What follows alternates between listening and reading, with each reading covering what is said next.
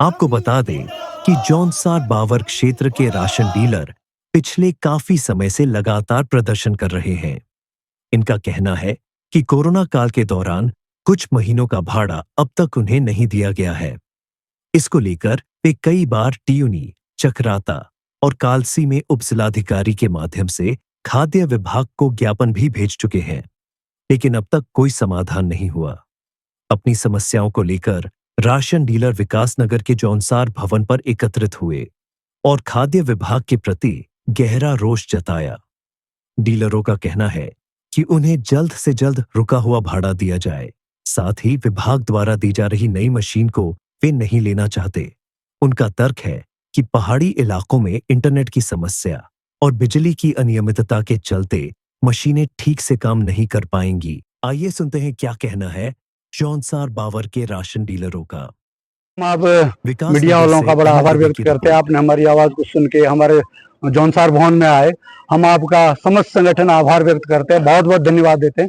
हमारे नारेबाजी का कारण यह है कि हमने कई वर्षों से 2020-21 हम विभाग से मांग कर रहे हैं कि हमारा भाड़ा लाभांश परिवहन भाड़ा दिया जाए, लेकिन विभाग इस पर अनदेखी कर रहा है।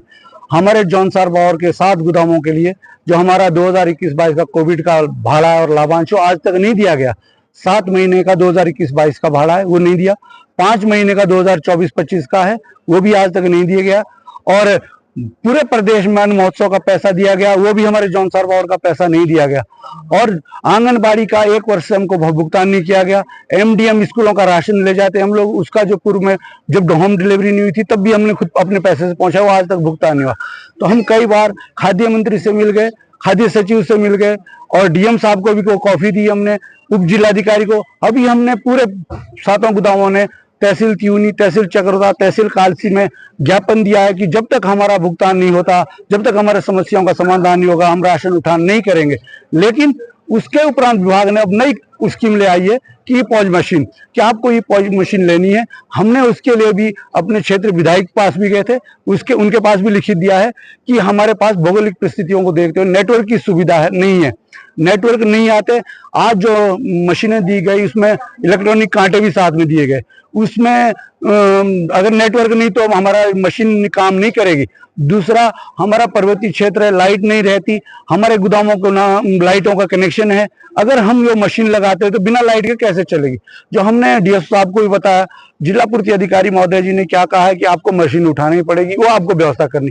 तो हमारे को ना कोई मान दे दिया जाता, जो हमारे को मिलता था वो भी हमको सालों साल नहीं दिया जाता। हमने विभाग को अवगत करा दिया कि साहब हमारे बच्चे सड़कों पे आ जाएंगे, सड़कों पे आ रखे, हम इस आधार पर राशन नहीं उठाएंगे। अगर आप जबरदस्ती करेंगे और जबरदस्ती प्रेशर डाल रहे हैं तो आप हमारा इस्तीफा लीजिए। हम आप इतने विवश हो गए कि हम इस्तीफा देने के लिए भी